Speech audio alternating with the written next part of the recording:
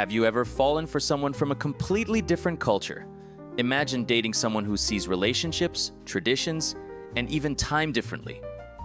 It's like stepping into a whole new world where even the simplest things like saying goodnight or how you celebrate birthdays can feel unfamiliar. That's a reality for many international students in Taiwan. Love is exciting, but cultural differences, that's a whole different challenge. Misunderstandings, family expectations, and even food preferences can turn what seems like a fairy tale into a roller coaster ride. Welcome to Crossing Borders, the podcast where we talk about the ups and downs of dating across cultures. I'm Carlos, an international student here in Taiwan, trying to navigate love and relationships far from home. And I'm Taylor, also studying here. Today, we're diving into dating across cultures and the unexpected lessons it teaches us. From funny misunderstandings to serious challenges, we'll cover it all. So, let's start with the struggles. When I first started dating someone from Taiwan, I didn't realize how important family approval was. I thought dating was just about two people, but then I met the parents, and it felt like an interview. They asked about my career plans, how much money I make, even what my parents do back home. I was totally caught off guard. Oh yeah, Taiwanese families are very involved. I had a similar experience, but my challenge was the language barrier. My partner's family spoke only Mandarin, and my Mandarin, let's just say, Google Translate was my best friend. I remember one dinner where I tried to compliment the food, but instead of saying, "Hao chi," delicious, I accidentally said, "Ho che," which means very embarrassing. Everyone just stared at me. Been there. Another thing that surprised me was the difference in expressing affection. Where I'm from, we're pretty open with hugs and kisses in public. But here, my partner felt uncomfortable holding hands in front of elders. One time, I instinctively put my arm around them at a park, and they quickly pulled away. Later, they explained that public displays of affection are seen differently in Taiwan, especially around older people.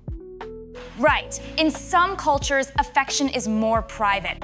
But yeah, dating is already tricky, and adding culture into the mix makes things even more complicated. It's a learning experience for both people involved. Now let's answer some questions from our listeners. Here's the first one. How do you handle misunderstandings when dating someone from a different culture? Good question. For me, it's all about communication. Instead of assuming, I ask.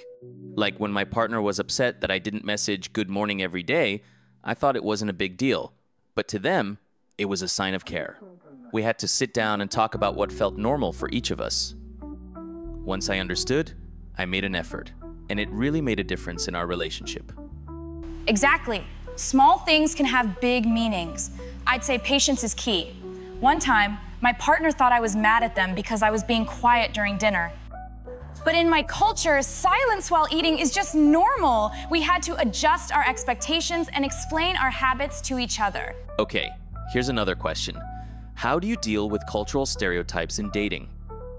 Oof, this one is tough. I once dated someone who assumed I was super outgoing just because of my nationality. They expected me to party all the time, drink a lot, and be loud. But I'm more of a book and tea kind of person. It was frustrating because I felt like they liked the idea of my culture more than they actually liked me. Yeah, I've been there. I think the best way to break stereotypes is to just be yourself. I had a partner who assumed I was always romantic because of the movies they'd seen about my country. But in reality, I'm terrible at grand gestures. I prefer small, meaningful moments. It took time, but they eventually saw me for who I really am. Yes, and don't just learn, share your own culture too. Relationships are a two-way street. I started introducing my partner to my country's traditions, and it helped us connect in a deeper way. We even started celebrating both our holidays.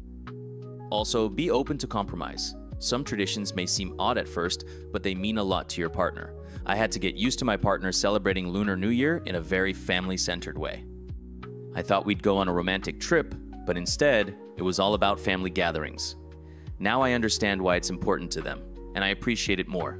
And don't forget humor. Cultural differences can be frustrating, but if you can laugh about them together, you'll grow stronger as a couple. Like when I tried to make a local dish and completely failed, my partner just laughed and taught me how to do it right. It turned into a fun bonding experience instead of an awkward moment.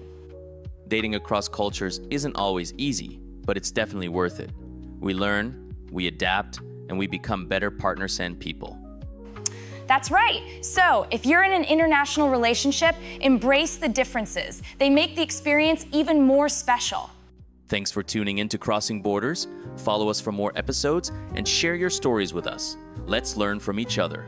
Next time, we'll talk about friendships across culture show to build deep connections in a new country.